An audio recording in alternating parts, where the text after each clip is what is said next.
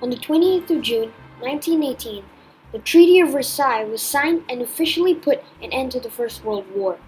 The Treaty of Versailles was the peace treaty that resulted in the end of World War I and, many say, one of the causes for World War II. The big idea of the peace treaty was to see how intensely Germany would be punished for the damage they had caused during the war. The treaty was dominated by three main nations: France, the United Kingdom, and the United States of America. Representing France was George Clemenceau. The United Kingdom was represented by David Lloyd George, and the United States of America was represented by Woodrow Wilson. All of them wanted Germany to be punished to a certain extent, but to what extent will come later. Three of them agreed upon the terms of the treaty and made sure that Germany was forced to sign the document with no negotiation whatsoever. Many thought that the treaty was perfect and fair and was a major success, but they knew little of how much they might go on to regret the decision of how much to punish Germany.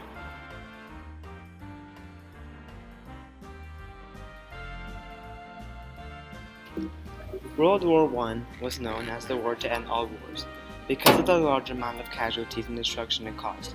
Unfortunately, the peace treaty that officially ended the conflict, the Treaty of Versailles, forced unfair terms and treated Germany like children. They had no say to what the settlement was, they were just told to sign it. The Germans were very upset about this because it was only the winning sides that had the right of decisions. If the Germans had more rights and could put their ideas forward, then maybe there would not have been as many problems later. Germany should have been allowed the same rights as the winning sides, but their choices should have been monitored by the winning sides. Some of the reasons why World War I was so terrible is because that World War I occurred at a time when technology was rapidly advancing. The tank, the machine gun, the airplane, and not to mention chemical warfare. All these weapons were built to kill at a large scale and were extremely dangerous in their own way. Couple this with trench warfare, a form of war in which armies fought against each other with hit-and-run tactics, guerrilla warfare style fighting, as well as aerial and naval bombardment on a scale the world has never seen or imagined. Wave after wave of soldiers being pushed and forced into barbed wire, flamethrowers, sweeping machine gun fire, and mustard gas. More countries and empires than ever before fought each other, meaning more numbers and more casualties.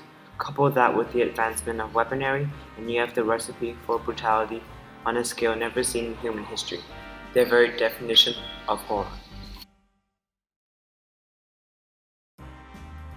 After the World War I, 32 countries sent representatives to France to hold a conference on January 1919 to make peace after the destruction. The conference was held by the Big Three and excluded Germany. The three wanted different things from Germany, since they were all affected in different ways. They had to negotiate with each other to compromise what is to be done. The USA was against to harshly punish the Germans and want to start a League of Nations to prevent another world war. He said that Germany should not be blamed and to stop another war from breaking out. However, France was opposed to this idea since they were heavily damaged by the Germans. George, representative of France, wanted back Alsace-Lorraine for France, wanted Germany to pay a heavy fine for all the damage and the disbandment of weaponry, so Germany could never be strong enough to start another world war. The British was somewhere in between those two ideas.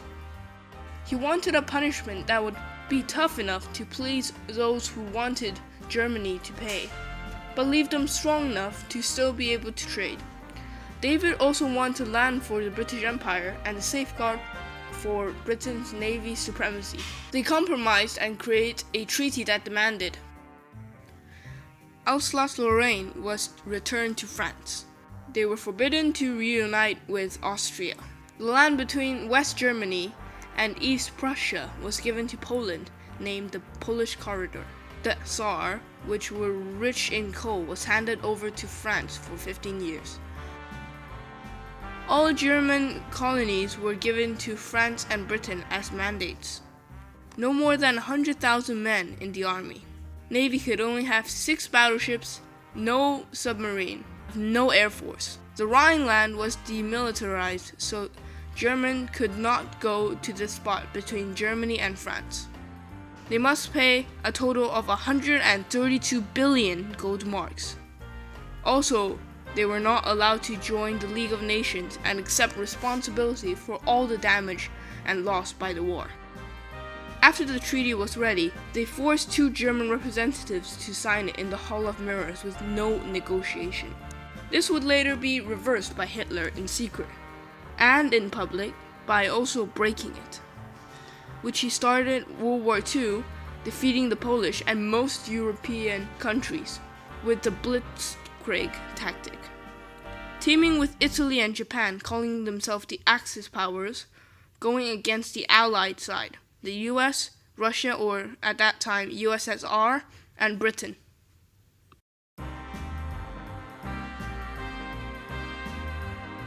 As mentioned before, many experts agree on the fact that the Treaty of Versailles was the fuel to the fire that later became World War II. Since the terms of the treaty were extremely harsh towards the German nation, it caused major economic problems in Germany and overall caused the nation to fall into a major crisis. A man called Adolf Hitler was among the many who believed something had to be done about this problem. Hitler, having a powerful and persuasive voice, was able to use that energy and the growing anger in Germany to increase the popularity of his party throughout Germany. His party was called the Nazi Party.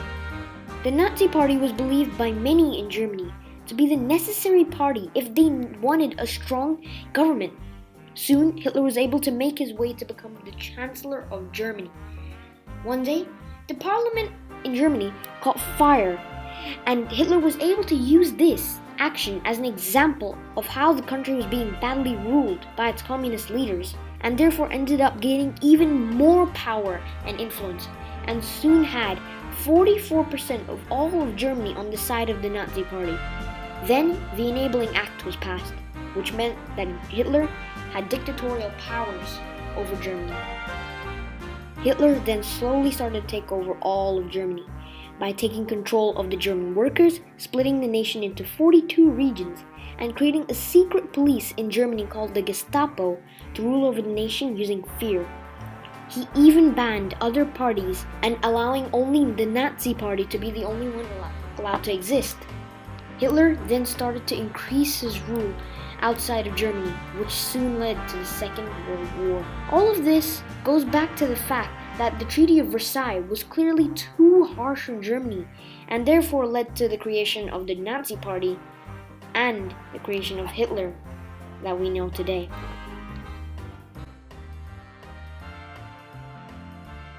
In conclusion, the Treaty of Versailles was meant to bring a peaceful ending to the First World War.